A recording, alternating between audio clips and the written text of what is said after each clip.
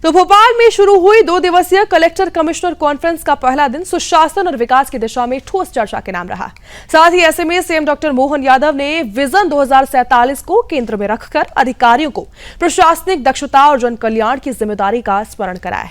ऐसे में स्वास्थ्य, शहरीकरण, किसान कल्याण और सुशासन जैसे अहम विषयों पर विस्तार से चर्चा हुई। सीएम ने अधिकारियों को निर्देशित किया है कि वो अपनी अपनी जिम्मेदारियों के दायरे में सरलता, पारदर्शिता और संवेदनशीलता के साथ काम करें। उन्हें मिली जिलों में नवाचार को बढ़ावा देने और जनप्रतिनिधियों से बेहतर समन्वय बनाने रखने के लिए भी आवश्यकता पर साथ ही बल दिया। जन सुनवाई को गंभीरता से लेने और शिकायतों के प्रति लापरवाही न बरतने की भी चेतावनी दी गई। ऐसे में ग्रामीण क्षेत्रों में रात्रि विश्राम कर आमजन से सीधा संवाद बनाने की अपेक्षा जताई गई। कॉन्फ्रेंस में हेल्थ और एग्रीकल्चर में उत्कृष्ट कार्य करने वाले जिलों के प्रेजेंटेशन भी प्रस्तुत किए गए। मुख्यमंत्री ने स्पष्ट किया है कि सरकार का उद्देश्य जनहित को सर्वोपरि रखते हुए प्रशासनिक ढांचे को और भी अधिक जवाबदेह और संवेदनशील बनाना है।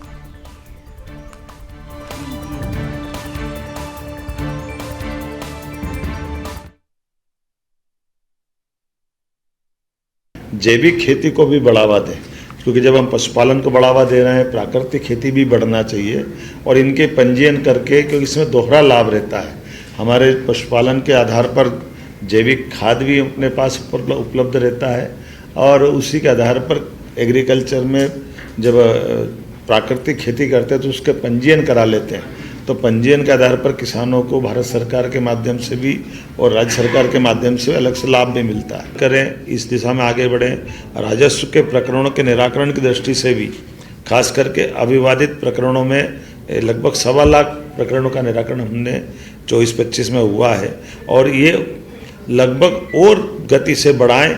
और जो बदलाव हमने किए हैं, खास करके ई पंजीयन के आधार पर, ई पंजीयन से सीधे सीधे नामांतरण हो रहा है पंजीकरण ऑफिस से ही दस्तावेज के आधार पर, लेकिन इसी के साथ साथ हमने राजस्व प्रकरण में तहसीलदारों के काम के बंटवारे करते हुए जो एग्जीक्यूटिव मजिस्ट्रेट की भूमिका निभाते हैं, उनके अलावा राजस्व न्यायालय में तहसीलदारों की नियुक्तियां कर दी है जो पूरे समय बैठ करके उनकी अपनी दक्षता से वो काम करेंगे। हमने कई क्षेत्रों में, जैसे स्वच्छता में, क्लीन एयर में, शहरीकरण में, मेट्रो, खासकर मेट्रोपॉलिटन सिटी बनाने में 2 मेट्रोपॉलिटन सिटी हमने बनाई है।